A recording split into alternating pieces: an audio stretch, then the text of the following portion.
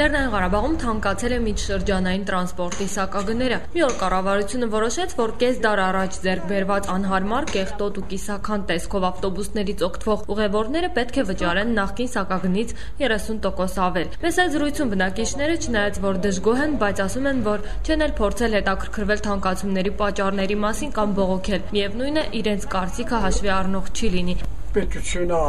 չասինյա ինչա վրանք ասма դինեստիա ավել վերցնում չեն պենշինում։ Գողոք վերդիա, վերթինգեցնում։ Ենթադի գողչում, կենամ հոր բողոքի մատաղին։ Ուրախամորժավն ամեն վլաստեն է ուրաստերքին։ Դա հետ եմ սակյամ վլա միետ մինիկավիչ ասետ 220, 250 տարավ հենքայություն էլ են ասմսկի գդում չմիշկանա, բայց նաղդը մի խելա թինգյաց ալի, մասասևո 50 դրամ ալի, Toyjinala pençika asılı, bazı raboçi Martin, zerkim pençika, verevetsin çasımın ilkimin. Ben haber kariyerşinin kinoğu kinim alı, baba yaşım. Bak çinek gül boğu ki. Etin çıkarma karma, hiç kötü. Ձեր կարծիքը հետաքրքիր է։ Կարծիքս հետաքրքիր է, ինչ այն վերհալան վեր մին մեզ օգլտինի ասма սաղանդը դարմալա մի տաքսուտ հողալի։ Ախր մեր շոկի հախնել է յորոնում, տեսած տենենք բերում, շուկա ծախում։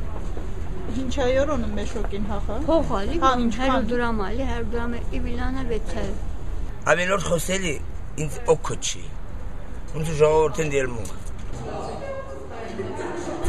Ստեփանակերտի ավտոկայանի փոխտնօրեն Շահեն Գասպարյանից հետաքրքրվեցինք, թե ինչու է թանկացել միջշրջանային տրանսպորտի ուղևարձը, եթե ոչ բենզինի գինն է փոխվել, ոչ գազի եւ ոչ էլ տրանսպորտային ծառայությունների որակն է բարելավվել։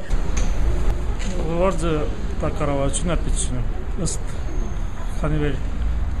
վարելիքը շատ թանկացել է, դրա վրա ուղևորները բարձրացել։ Երբ է թանկացել վարելիքը։